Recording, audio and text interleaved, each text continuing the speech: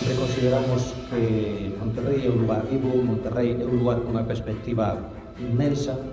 Neste tipo de conferencias imos demostrar incluso que América é visible desde o alto de Monterrey. O nivel, digamos, o prestixio dos participantes creo que fala por si mesmo. Por lo tanto, eu ao respecto disso pouco máis teño que dicir. Vais-me convidar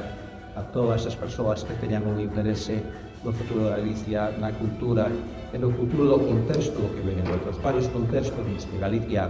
por dereito propio, por dereito xenético, incluso me atrevería a decir, está involucrada, pois a todas esas persoas non ires que se pasen por Monterrey o día 22 a 23 de maio deste ano, porque o que van a ver vai ser algo un pouco extraordinario, tanto polo enfoque que sei de boa tinta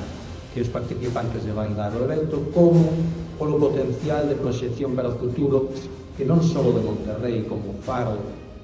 por dereito propio tamén de Galicia, se me atrevo a decir, da Península Ibérica,